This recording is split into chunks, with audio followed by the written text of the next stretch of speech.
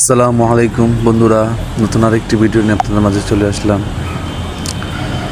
আমাদের এই ভিডিওটি নতুন শিক্ষণীয় বিষয় হলো টিয়া পাখিকে অবশ্যই শাকসবজি খাওয়ানো উচিত, কারণ এতে ভিটামিন, খনিজ এবং অন্যান্য প্রয়োজনীয় পুষ্টি উপাদান রয়েছে যা তাদের সুস্থ ও সক্রিয় রাখে।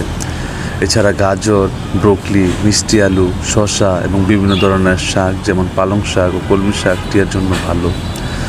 তবে কিছু খাবার যেমন পেঁয়াজ, রসুন, অ্যাভোকাডো এবং উচ্চ আয়রনযুক্ত সবজি যেমন অতিরিক্ত পরিমাণে পালং শাক টিয়ার জন্য ক্ষতিকর, তাই এগুলো এড়িয়ে চলবে।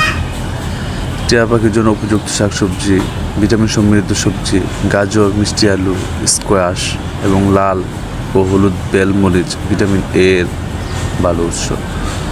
সবুজ শাক, পালং শাক, কলমি শাক, কেল এবং অন্যান্য পাতাযুক্ত শাক যেমন লেটুস ও ধনেপাতা। অন্যান্য সবজিদের মধ্যে অন্যতম ব্রোকলি, ফুলকপি, সিম, শসা ও বরবটি। টিয়া পাখির জন্য বিষাক্ত সবজি হলো পেঁপে, রসুন এবং অন্যান্য কাঁচা সিম, এগুলো থেকে বিরত থাকতে হবে।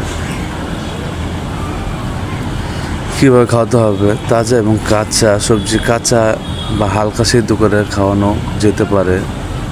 তাছাড়া কাঁচা খাওয়ানোই ভালো। মেশানো খাবারও খাওয়ানো যেতে পারে, বিভিন্ন সবজি একসাথে মিশিয়ে দেওয়া যেতে পারে, যা পাখিদের জন্য অনেক ভালো এবং পাখিরা তা পছন্দ করে।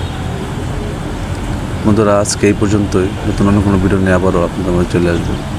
আসসালামু আলাইকুম।